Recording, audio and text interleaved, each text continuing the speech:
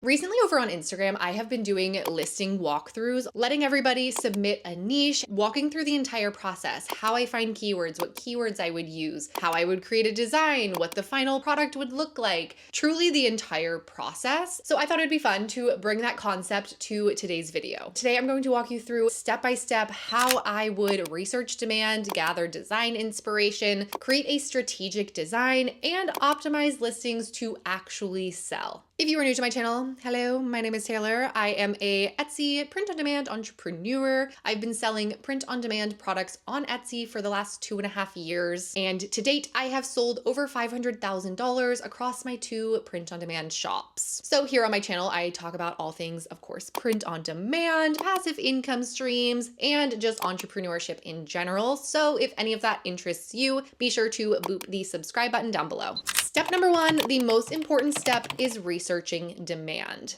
This first step is all about finding the right keywords. A very quick and easy way to find keywords is simply using the Etsy search bar. It is something that I think is very beginner friendly and a great way to get introduced to SEO, how it works, what types of keywords to use, and you can do it, of course, for free. Now, how I even discover what I'm going to type into the search bar, I have a niche building guide, and it's kind of the reverse engineered structure of how I create niches or come up with niche ideas. Really, the main gist of it is that I'm identifying people, their passions, their hobbies, their interests, and that big brainstorm leads me to a huge evergreen niche bank that I can pull from and start to plug in some of those different people, passions, hobbies, interests into the search bar and see what I find. Another tip to consider in combination with what you're brainstorming for people, passions, hobbies, interests, you also want to try to match those to the time of year that they make the most sense. At the time that I'm recording this, it is March, and I want to be thinking about what is going to be selling in the next 2 to 3 months. That immediately has my mind thinking about May and June. With May, the main thing that stands out to me is Mother's Day, as well as graduation season. But we do still have to get a little bit more specific, even if we're targeting one of those categories so that we have a better opportunity. So thinking about Mother's Day, because I think that's a really good one, I want to start to think about what would mothers be interested in. I'm gonna just use myself as an example to make this simple. One of my hobbies that I picked up in the last year is making sourdough bread and like sourdough products. I have a sourdough starter. If you know, you know. If you're into the whole sourdough, I don't know what you want to call it. I kind of want to call it like a cult, but obviously it's not a cult. Nonetheless, I'm going to start with that kind of as my broad keyword to start diving into the opportunity that might exist with that as a niche. Just typing in the word sourdough, I can see a couple different keywords that are auto-populated here by Etsy. There's sourdough starter, sourdough shirt, sourdough SVG, sourdough dealer, and then sourdough PNG. Just seeing what is auto-populating right here, that is going to give you insight as to what people are searching for. Now, off to the right here, these monthly searches are coming from EverBee, which is a research tool that is going to give a little bit more insight as to what the search volume actually looks like for these terms. But if you aren't using EverBee, simply just looking at what is auto-populating is still a really great place to start. The one keyword that stands out the most to me here is sourdough shirt,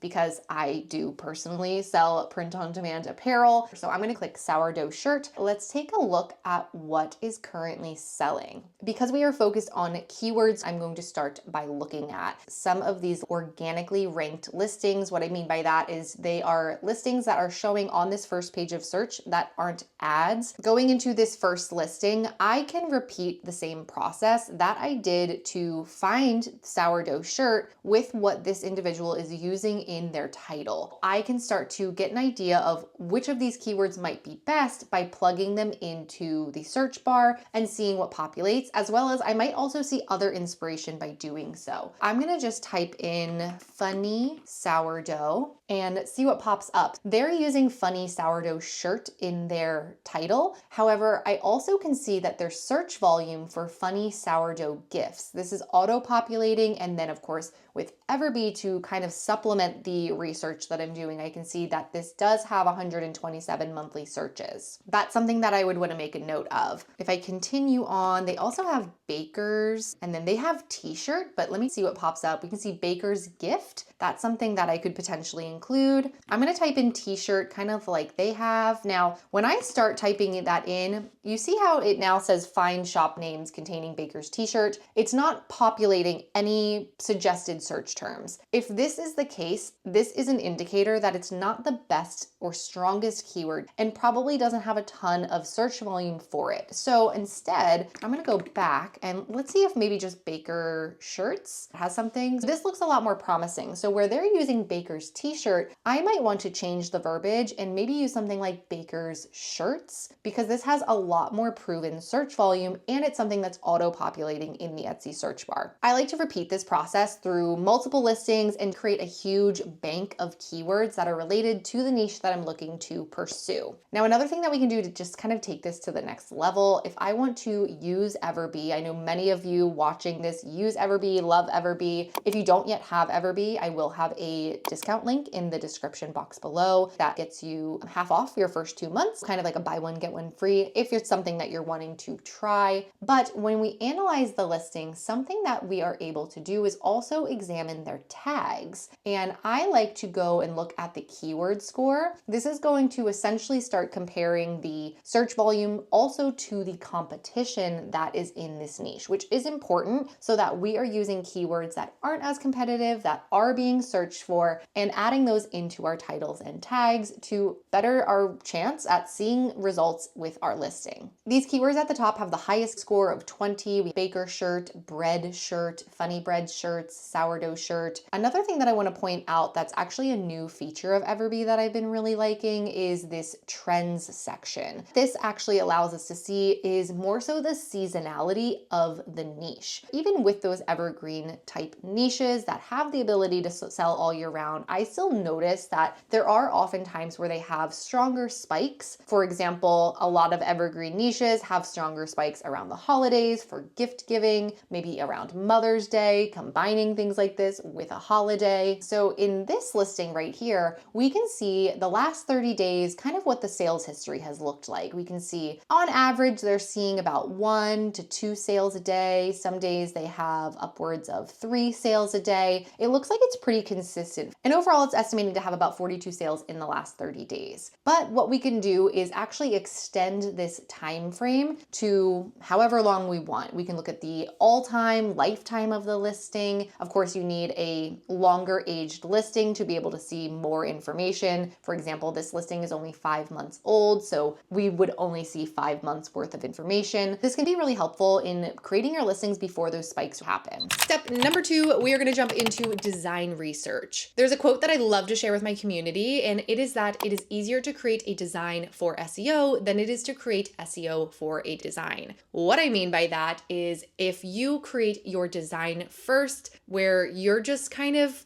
guessing, you're just creating something that you like, that you think will sell, it is not backed on research. It is not backed by keywords with proven demand. And ultimately, you end up kind of getting a little bit desperate for the keywords that you're using. You're scraping the barrel, just trying to find something to work with your design because you already spent the time creating that design and you don't really want it to go to waste. Instead, how we found our keywords first in step 1, that is going to inspire how we create our design. Now, the second layer to this is doing that design research. Just like we research keywords, we have to research designs. What current elements are trending? Are there specific font styles that are really performing well? Is there specific color combinations, layouts to designs? All of those different components are things that we can analyze and interpret to bring to our own unique design for the niche and the keywords that we've already found proven demand for. When it comes to design research, there's 2 main ways that I like to go about it. One, I like to do an analysis of what is already working in the niche that I'm pursuing. So it's important to see what is currently selling, just like we've looked at the keywords already for this niche. I also want to be aware of what types of designs are currently working. I did notice in the search results, they're using more earthy tones for their mock-ups. There's a lot of ivory, sand, brown, greens. That's something I definitely want to be aware of, because when I create my listing, I want to make sure that I'm standing out and I don't want to just blend in with the rest of the results here. And that brings us to the second component of this design research, doing design research in areas other than where you're looking to pursue selling products. That can be looking at other niches entirely. It also can be when you are just out and about running errands. For example, I was at Target this morning. I took a video and some pictures of some of the different components that I was seeing in current selling products at Target. I was looking at their notebooks. I saw a bunch of different color combinations that were a little bit more unique that I think would be fun to bring into some of my own designs. I also like looking at the mugs in Target. Even if I'm not creating for mugs, I like to see what types of fonts they're using, what color combinations, if there's any funny phrases or anything like that that I can get inspiration from. I have a whole video on my channel of how to effectively do design research that I'm going to link up above here for you to check out after this one. For the actual design creation process for this, I have jumped into Kittl and I am going to start with this template. I like these color combinations. It kind of gives the same vibe that I was seeing in the notebooks that I saw in Target. And I've really been enjoying creating designs that have this rectangular format to them. It is something that I've been seeing in tons of other niches and a lot of bestsellers with this format. I want to see if I can maybe modify this and tweak this so that it makes sense for the sourdough bread niche. I'm gonna start by taking a screenshot and I'm gonna actually go to ChatGPT. I wanna use Kittl's AI to help me generate some images. I've been getting a little bit more friendly with using AI recently and testing different things, and something that's been really helpful for me is getting an idea of how I can prompt AI. I don't even know if that's the right way of wording it, but helping me with my prompt to actually create what I'm imagining in my head. I want to utilize AI to create an image in this same style. My goal is for the flour portion to be replaced by sourdough bread, and I'll add my own text for a fun phrase with the design. But my main goal is having sourdough bread loaves in this funky format and keeping the rectangular structure overall. I don't know if this completely makes sense, but this is just how I do it. I just genuinely brain dump to ChatGPT, and I find that it works for the most part. Okay, now it actually created a image for me. I don't want to use this image. Can you provide a prompt for the style that I can plug into my own AI design software? I also don't want flowers as part of the design, just the sourdough bread. I am going to go ahead and copy that. Let's go back to Kittl. I'll also upload in this screenshot that I took so that I can use that as one of the saved styles, just to give a little bit more of a visual for what I'm looking for. So we're gonna select that and let's go ahead and generate our image. A few minutes later. Here we are. I played around a little bit more with the prompt. I felt like it was just looking too cartoony, and I feel like it was getting progressively more not like bread and more like bacteria under a microscope. So off to the left here, this is what was populated. I don't hate this, but then I actually went into the advanced image generator in Kittl, and I think this actually is perfect. I like the colors. It actually looks like sourdough bread, but it still feels feminine and fun, which I feel like speaks to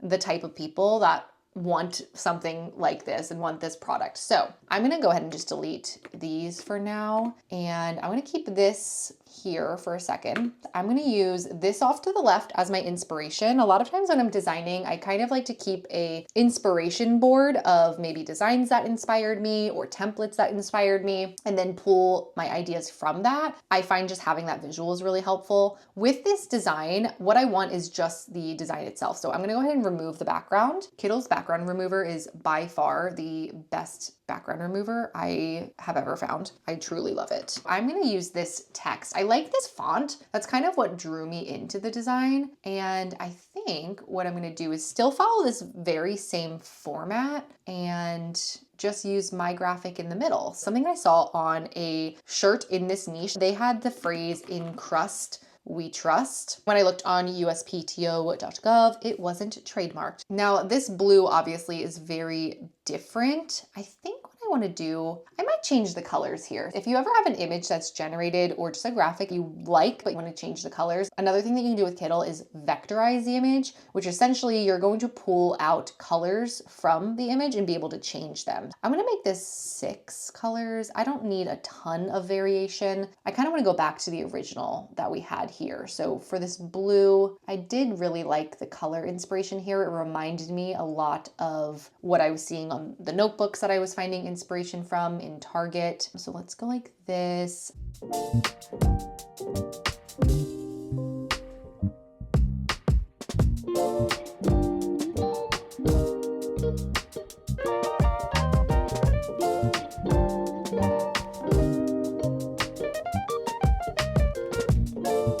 One last thing that I'm gonna do, because this graphic here in the middle kind of has this like slightly grainy textured look, I'm gonna go ahead and add a texture to this entire design. This is another one of my favorite things to do in Kittl, have more of like a grunge look to my designs. How I do so is going into textures. I always use this very first grunge texture right here. And there's a couple little settings that I wanna add in. So my personal favorite, I do this drop down, go to the bottom and click Alpha Mask. The transparency I think looks really good on apparel. It kind of gives that distressed graphic tee look. I've ordered a lot of samples with this effect to test it out and it always looks amazing every single time. The other thing that I want to do is mask the texture. This is going to clip it to my design, to my text, and not so that the background has all of these random little flakes in it. Now, this is a little heavy in terms of how grungy it is, so I'm going to just reduce it a little bit, see what 70 looks like. Let's see, 60. Okay, perfect. I like 60.